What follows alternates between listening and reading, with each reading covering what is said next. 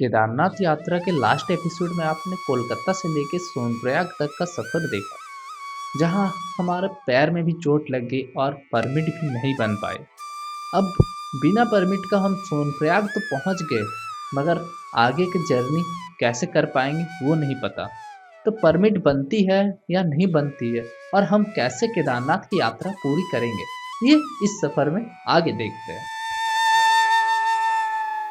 नमो पार्वती फतेह, हर हर Mahadev. Last video अगर देखा है इस केदारनाथ ट्रिप का तो आपको आइडिया होगा कि कितना ज़्यादा टाइम लगा एंड कितना ज़्यादा रश है इस केदारनाथ में। केदारनाथ यात्रा शुरू हो चुकी है, अभी फ़िलहाल हम सोनप्रयाग में हैं एंड हमारे साथ जितने भी लोग थे वो निकल गए अपने होटल के लिए। वहाँ से फिर फ्रेश होके वो निकलेंगे एंड मैं और सौरभ यहीं से निकल जाएंगे। अभी फ़िलहाल सोनप्रयाग से देखते हैं गौरीकुंड के लिए अगर कुछ मिलता है तो गौरीकुंड तक चलेंगे। गौरीकुंड के बाद असली ट्रैक स्टार्ट होता है। तो अभी यात्रा की शुरुआत हो चुकी है हमारी। टाइम हो रहा है 12:30। कितना बजे तक पहुंचते हैं एंड क्या क्या कठिनाई आती है वो सारा डिटेल देते हैं। बाकी लास्ट वीडियो में आपने ये भी देखा कि मेरा पैर में मोच आ गया था, क्रेप बैंडेज बांधा हुआ हूँ, क्रेप बैंडेज बांध के जूता पहना हुआ हूँ। तो ये भी एक इशू है कि जिसके कारण मैं थोड़ा सा स्लो हो जाऊंगा। अगर आप अपने प्राइवेट व्हीकल से आते हैं तो सोनप्रयाग में बहुत बड़ा पार्किंग है। यहाँ पे पार्किंग की कोई भी समस्या नहीं होगी।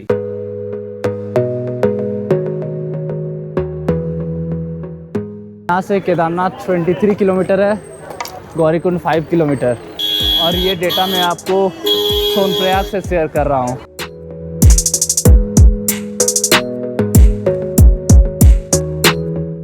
केदारनाथ आने से पहले अगर आपने ऑनलाइन या ऑफलाइन किसी भी तरह का रजिस्ट्रेशन नहीं करवाया है तो सोनप्रयाग में डायरेक्टली रजिस्ट्रेशन करवा सकते हैं। यहाँ पे सिर्फ आपको आधार कार्ड शो करना है एंड विद इन 2 मिनट्स आपका रजिस्ट्रेशन कंप्लीट हो जाएगा। हमारा दोनों का रजिस्ट्रेशन एक ही आधार कार्ड से हो गई।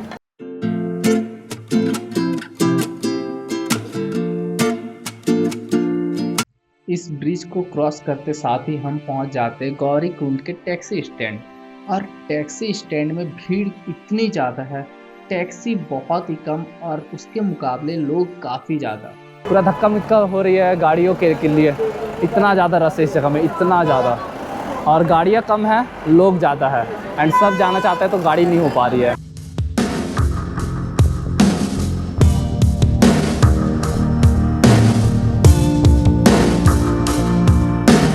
लड़ झगड़ के हम लोग सीट कैप्चर की। गौरीकुंड टैक्सी स्टैंड में मैनेजमेंट बहुत ही खराब है। यहाँ टैक्सी पकड़ते समय किसी भी बूढ़े बुजुर्ग, महिलाएं, बच्चों को चोट लग सकती है।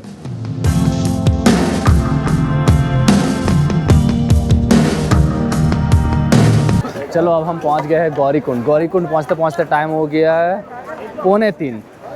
इसलिए 2:45 क्योंकि हम टैक्सी में तो पहले बैठ गए थे, मगर टैक्सी में बैठने के बाद भी टैक्सी चल रही है, उसके बाद रुक जा रही है। जब वन वे हो जा रही है, आगे से टैक्सी आ रही तो ये रुक जा रही, तो ऐसे करके टैक्सी ने भी बहुत ज़्यादा टाइम लगा दिया। अब जाके हम पहुँचे और भीड़ तो बहुत ज़्यादा है गौरीकुंड से। अच्छा है, आते समय लाइन लगा के इधर मतलब टैक्सी में चढ़ा रहे हैं। हाँ, जो कि उधर नहीं है, बहुत गलत बात है उधर वाला। वहाँ पे भी अगर ये चीज़ सिस्टम होता तो फिर बहुत सही रहता।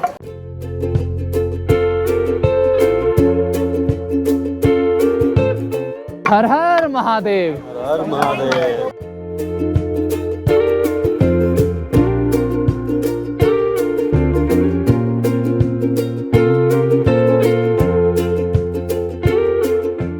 ऊपर कुंड में बहुत ज़्यादा भीड़ होने के कारण हमने डिसाइड किया कि हम नीचे इस पवित्र मंदाकिनी नदी में ही स्नान कर लेंगे। बम बम भोले। तो अब देखो उस साइड में बहुत ज़्यादा भीड़ है, जिसके कारण हम इधर जा रहे हैं और धारा बहुत तेज़ है इस नदी का, बहुत ज़्यादा तेज़।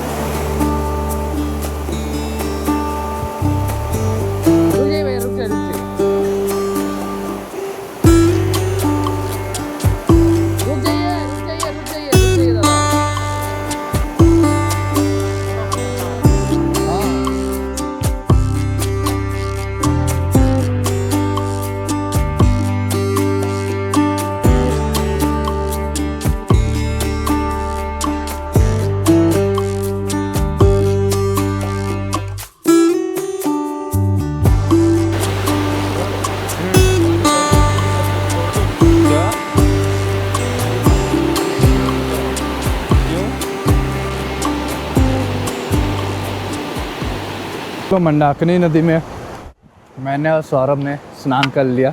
सौरभ आगे बढ़ गया है और ओह तेरी पैर जहाँ थोड़ा सा मुँह चक्कर रहा है वहीं दिक्कत हो जा रहा है। मैंने ऊपर का शर्ट चेंज नहीं किया, बस अंदर सब चेंज कर लिया, नीचे का पैंट चेंज कर लिया। ऊपर जाके बाद में चेंज करूँगा। ये बहुत ही कंफर्टेबल है ये वेयर, इसीलिए मैं इसी को पहन के रखा हूँ। उस पर चलते पहले गौरीकुंड में स्नान करके निकलते निकलते हमारा 4 बज गया और यहाँ से 19 किलोमीटर का ट्रैक है केदारनाथ के लिए। स्नान करने के बाद आप चाहे तो गौरी माता का मंदिर भी दर्शन कर सकते हैं।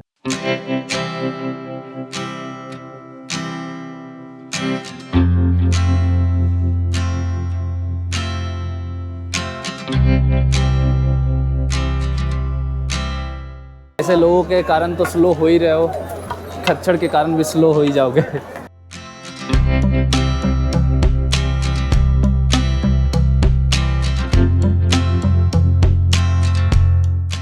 पूरे रास्ते ऐसे बहुत सारे शेड्स आपको मिल जाएंगे जहां बारिश के टाइम आप रुक सकते हैं और धूप से भी थोड़ा बच सकते हैं। Gateway at Gaurikund. जय श्री केदार, जय भोले बाबा।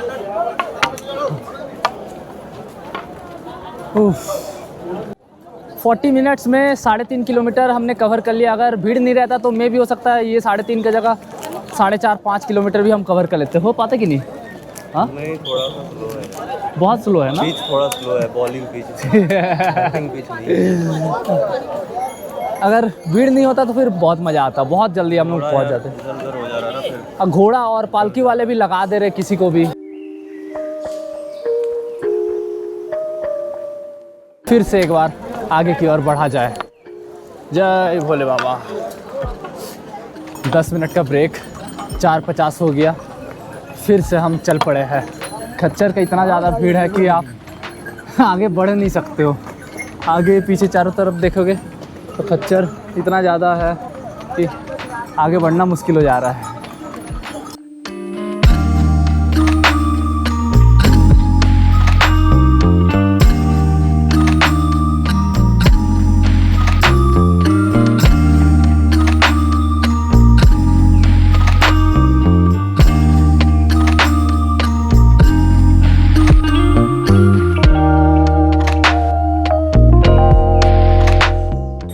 यहाँ पे थोड़ा सुकून मिला है जब से चढ़ाई स्टार्ट किया हूँ। 4 से 5 किलोमीटर लगभग ज़्यादा हो गया, ज़्यादा हो गया। तो अभी जाके एक अच्छा सा व्यू मिला मेरे को, तो जाके मैं यहाँ पे रुक गया। हाँ सही है, बहुत सही लग रहा है। पहाड़ से स्नो पिघल के आती है, पानी आप भर सकते हैं, पानी पी सकते हैं। और अगर आप यहाँ पे पानी बोतल परचेस करना चाहो तो 50, 80, 100 तक प्राइस है। कोई 50 लेंगे, कोई 80 लेंगे, तो कोई 100 भी प्राइस चार्ज करेंगे। एंड यहाँ पे पहाड़ों का पानी आप मस्त पियो।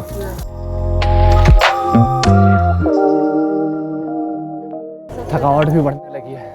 एंड इसी के साथ स्नोकॉर्ड माउंटेन का फर्स्ट व्यू यहाँ से आपको क्लियर नज़र नहीं आएगा, बट आगे चल के आपको दिखाएंगे। आए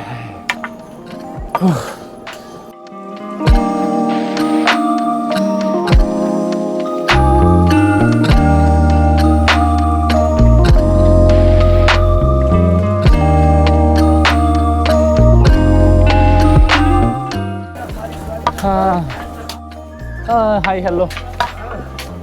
हम तो थक गए। क्या करना है? पानी पीना है? पी ले गुरु, ORS। चलो बढ़िया, ले ले ले ले। क्या? बहुत अच्छा पानी है। हाँ, ये हल्की फुल्की बारिश होने भी स्टार्ट हो गई। एकदम मूसलाधार, जो एकदम हल्का है वही।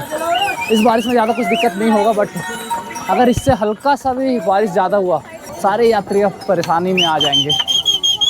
अभी फ़िलहाल तो ठीक ही चल रही है। अभी शाम के 7 बज चुके हैं, फिर भी अंधेरा नहीं हुआ क्योंकि हम पहाड़ों में हैं। एंड यहाँ पे क्लियर लिखा हुआ है केदारनाथ 12.5 किलोमीटर, जंगल चट्टी 0.5 किलोमीटर। यानी कि 12.5 किलोमीटर मीन्स 6.5 किलोमीटर अभी तक हम गौरीकुंड से चले हैं। सिर्फ 6.5? हाँ ठीक है, चलो भैया। हाँ जय भोले। हर हर महादेव। 7:45 हो रही है। 8 to 9 किलोमीटर हमने कवर किया है अभी तक, यानी कि 3 घंटा 45 मिनट में हमने इतना कवर कर पाया रुक रात के। अभी जूता खोल के थोड़ा सा रेस्ट ले रहा हूँ, बाकी अपना ये इसका तो हालत फिर भी ठीक है भाई, चल रहा है। इस जूता के कारण ट्रैकिंग बूट है क्वेचुआ का, ये बहुत सपोर्टिव है, बहुत हेल्प कर रहा है। आप भी अगर ट्रैक पे आ रहे हो, थोड़ा सा महंगा पड़ता है, कॉस्टली पड़ता है, बट ट्रैकिंग शूज़ लोगे तो बहुत ही आसान हो जाएगा। एंड वाटर प्रूफ भी है, तो और भी बेनिफिशियल है ये। बाकी पूरे रास्ते लाइट दिख जाएंगे, लाइट है पूरे रास्ते। ठंड बहुत बढ़ गई है, अभी जैकेट पहनना बहुत ज़्यादा ज़रूरी है। दिक्कत ये है कि जैकेट पहनूंगा, चलूँगा तो गर्मी लगेगा, और जैकेट खोल दूँ तो ठंडी लग रही है न बैठने से। तो ठंडी एक्चुअली है, अगर इसको अंडर एस्टिमेट कर दे तो ये बहुत दिक्कत करने वाली है।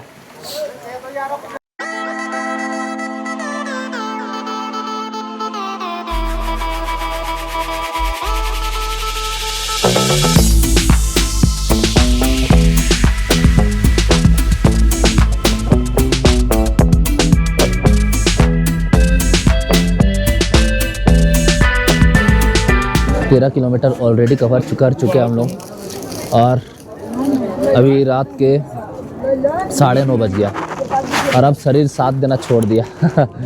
बहुत थकावट है, हाँ, और मेनली नींद के कारण। चल तो अभी भी नहीं, हाँ चल तो अभी भी नहीं। हाँ, चलने का तो चलने का, लेकिन कल रात भी पूरा रात भर टैक्सी में रह गए, नींद हुआ नहीं, यही सब रीज़न है। इस रास्ते में आपको रुकने का सुविधा भी मिल जाएगा, 500-1000 रुपया लेके रुकने का, इधर ठहरने का सुविधा मिल जाएगा रात में। पूरा रात भर लाइट पूरे रास्ते है, तो रात भर श्रद्धालु चलते रहते हैं, और खाना का भी जुगाड़ आपको हर जगह मिल जाएगा। तो खाना पीना रुकने का कोई टेंशन लेने की ज़रूरत नहीं अगर आप बीच रास्ते में रुकना चाहते हो तो। आई नो लाइट बिल्कुल नहीं है, मतलब लाइट है यहाँ पे चलने के लिए लाइट है, बट वीडियो लाइट नहीं है। ग्लव्स पहना हो, ठंड काफ़ी ज़्यादा है अभी, और आई थिंक 7.5 किलोमीटर और है। वहाँ पे मैंने देखा था 8.5 किलोमीटर था, पहले मैं बोला था 6 किलोमीटर, बट यहाँ पे लिखा हुआ था 8.5 किलोमीटर। अभी भी लोग चढ़ ही रहे। बहुत ज़्यादा थकावट हो गई है। दिन के समय आपको एकदम परफेक्ट तरीके से व्यू दिखा देंगे, बट इतना सा आप समझ लो कि लास्ट का जो स्ट्रिप है, लास्ट का 5 से 6 किलोमीटर बहुत ज़्यादा हाई एलिवेशन है, एकदम इस टाइप को 45 डिग्री एलिवेशन है, एंड रास्ता बिल्कुल भी ठीक नहीं है। रात के बज चुके हैं, कितना बज गया भाई? रात के 2:20, एंड अभी भी हम केदारनाथ धाम से 2.5 किलोमीटर ऑलमोस्ट पीछे है। यहाँ पे बैठ के फिर से चाय पिया, मैगी, बिस्किट, उसके बाद अब फिर से निकल रहे हैं। ठंड कैसी लग रही है ब्रो? तो बहुत है। हाँ, तो काफ़ी है। और यहाँ पे मैगी एक प्लेट छोटा सा 80 रुपीज़। पहाड़ों में ऐसे ही होती है। बाकी चलो अब फिर से चलते हैं, देखते हैं कितना बजे तक पहुँचते हैं। 2:23, यानी कि आई थिंक 4 बज जाएगा पहुँचते रुक रख के। अभी हम केदारनाथ के बेस कैंप पहुँच चुके हैं। यहाँ पे ऐसे तो रास्ते में ही आपको बहुत जगह ऐसे मिलेंगे जहाँ आग सेकते रहेंगे, आग तापते रहेंगे, क्योंकि टेम्परेचर अभी -2 डिग्री सेल्सियस है। एंड ये बेस कैंप ही है ना भैया? यहाँ पे काफ़ी सारे कैंपिंग फैसिलिटी मिल जाएंगे, आप यहाँ पे आके कैंपिंग कर सकते हो। प्राइस वेरिएबल है एज पर योर बार्गेनिंग, आप किस तरीके से बार्गेनिंग करते हो। सिंगल पर्सन 300 से लेके, भैया केदारनाथ आइए लेकिन घोड़ा मत करिए। सही बात है, सही बात, घोड़ा मत करिए, सही बात। हाँ, सिंगल पर्सन है तो 300 to 1000 लगेगा, एंड डबल पर्सन 1000-1500, या उससे कम भी हो सकता है।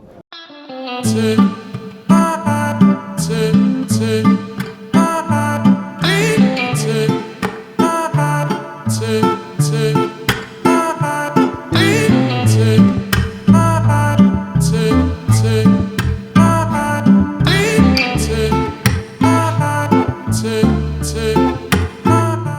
इधर में हेलीपैड भी है केदारनाथ मंदिर के जस्ट थोड़ा सा इधर सामने में, तो आप चाहे तो हेलीकॉप्टर से भी आ सकते हैं।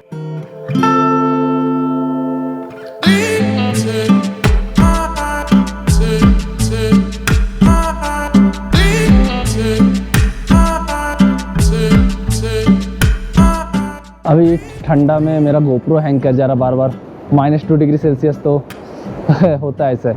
अब वहाँ पे जो लाइन था वो दर्शन के लाइन नहीं था, दर्शन की लाइन मंदिर के सामने है एंड वहाँ पे कूपन टोकन की लाइन था।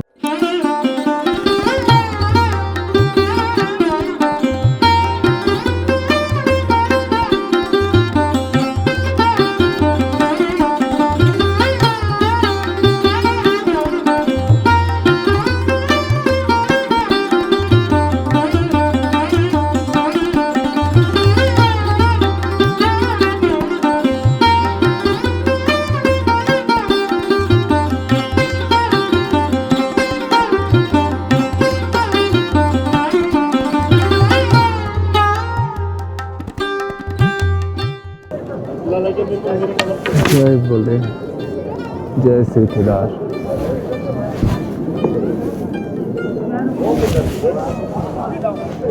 अभी सुबह के 4 बजे से केदारनाथ धाम में भीड़ उमड़ पड़ी है, तो हमें भी लाइन लगना होगा क्योंकि रेस्ट लेने से फिर दर्शन करना मुश्किल हो जाएगा। इधर बहुत ही लंबा लाइन है। जय श्री केदार, जय भोले की। दर्शन के लिए रात से ही लंबी लाइन लग जाती है। अगर आपको सुबह दर्शन करना है तो रात को 2 बजे से आपको लाइन में खड़ा होना पड़ेगा, और वीआईपी दर्शन के कारण जनरल लाइन बहुत ही स्लोली आगे बढ़ती है।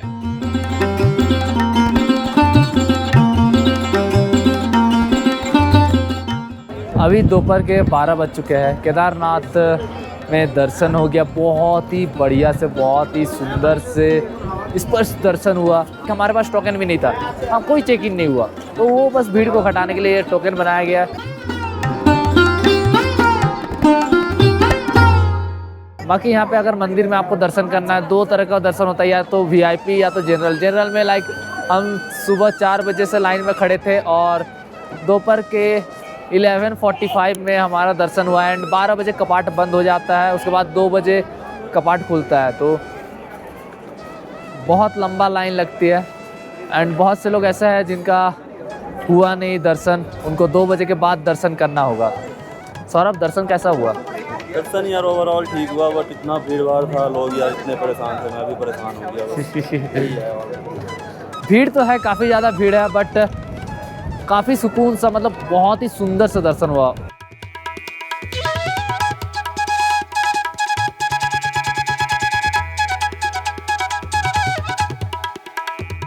इन पहाड़ों में जब भी आप आओगे तो खाना महंगा होगा ही होगा। यहाँ पे लाइक आलू पराठा 100 का, 1 पीस आलू पराठा 100 रुपया, दाल चावल 200 एंड थाली 250। आप पहाड़ों में ऐसे छोटे मोटे ढाबों में आपको अच्छा खासा प्राइस ले लेंगे, वो भी क्या करें, नीचे से लेके आते हैं।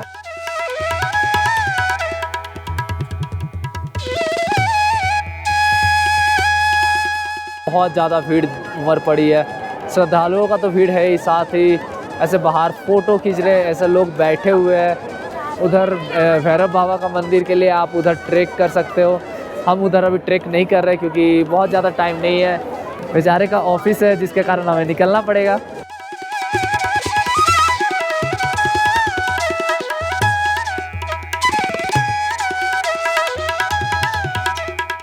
दो 2013 में केदारनाथ फ्लड के समय ये भीमशिला मंदिर के जस्ट पीछे आके रुक गई थी, जिसके कारण वाटर फ्लो 2 हिस्सों में बट गई एंड मंदिर को थोड़ा भी नुकसान नहीं पहुंचा।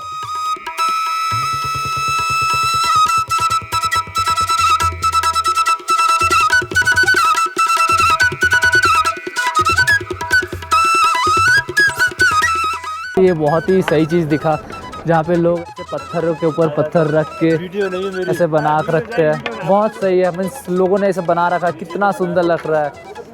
इधर इधर चारों तरफ आपको यही देखने को मिलेगा।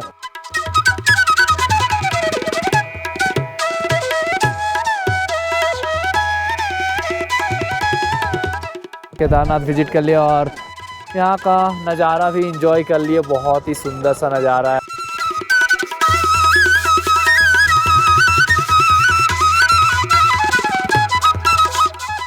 पहले मेरा प्लान था कि यहाँ पे रुकना है, बट रुकने का प्लान इसलिए हमारा चेंज हो गया, एक दिन रुकने का प्लान, क्योंकि सौरभ का ऑफिस है और एक दिन ऑलरेडी ऑफिस मतलब 2 दिन का छुट्टी लिया था और आज ऑलरेडी एक्स्ट्रा छुट्टी हो गया है।